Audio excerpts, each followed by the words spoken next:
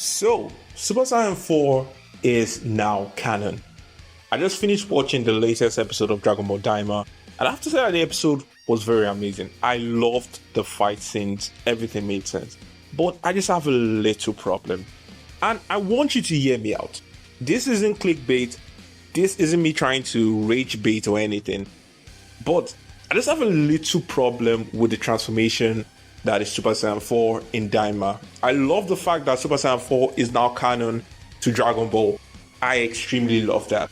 But you see, my problem with it is two things. Firstly, I don't really like the design. I don't know if it's me in particular, but I'm not really feeling the Super Saiyan 4 design as the aesthetic. I don't like the fact that his hands are big. Like, I really just wished they just ported Super Saiyan 4 from Dragon Ball GT into Daima. I would have extremely loved that. But do you know what? Besides that, the thing that really frustrates me about this whole thing is the fact that Goku obtaining Super Saiyan 4 was one of the most lackluster moments I'd ever seen, because there was no prior build-up. There was nothing. Like, the transformation literally came out of nowhere. And like, I don't even know how to react in that kind of scenario, because the transformation that literally came out of nowhere, to me, I just find very mid. A good example is Base Gohan transformation.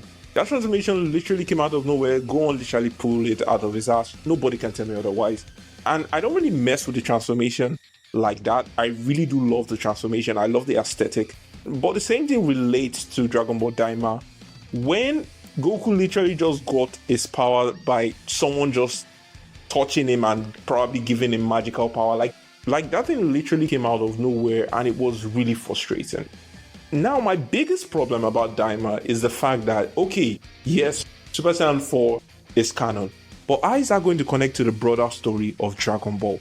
Is this going to later carry on to Dragon Ball Super? Are they going to stitch everything up together? Is this a scenario where eventually when Dragon Ball Daima finishes, Goku and Vegeta forget about the transformation, or they can't use the transformation anymore? Because it's just going to be very awkward if they add that as an option and nobody brought it up during Super. Now, I feel the best way you can handle it is we can make Goku and Vegeta and literally everyone forget about the transformation.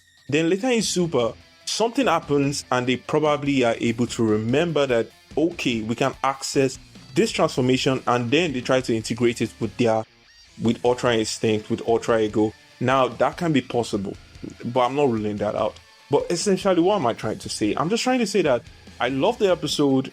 I feel that this episode was okay, but to me, the way Super Saiyan 4 was treated was literally just not what I expected. The fact that it literally came out of nowhere, the fact that it got defeated in the same episode that it was revealed, the fact that the design really isn't as good as Dragon Ball GT, like, that stacks up a lot for me, and I can't really say I love the episode. Like, to me, the best episode in Dragon Ball Daima is still when Vegeta transformed to Super Saiyan 3. That is still hands down the best episode, because one thing I love about the episode was not only did Vegeta transform to Super Saiyan 3, he showcased the real power of Super Saiyan 3, and to me, I feel that that's the best way you should do it. I'm not saying that once you get a new transformation, you should automatically defeat the villain, but at least you should showcase the power. So in a scenario where if Goku had turned into Super Saiyan 4 and was able to somewhat hold the villain back and the villain was able to retreat, I would have loved that. But the fact that Goku got the transformation and was relatively defeated, I really don't think that was the best way to go about it.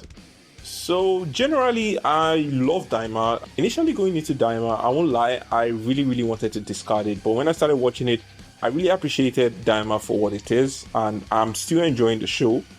I don't think it's mid. I really think it's better than Dragon Ball Super because of the animation, the story. It's a very simple story, it's not complicated, and to me, I feel that that's what makes Dragon Ball relatively fun, because it's not really complicated. Dragon Ball is not a complicated series, it's a simple story that you can follow, and I feel that Daima was able to actually capture that aspect of Dragon Ball and perfectly replicate it. But generally, what am I trying to say? I'm not really messing with the new Super Saiyan 4 transformation, and this is just my opinion.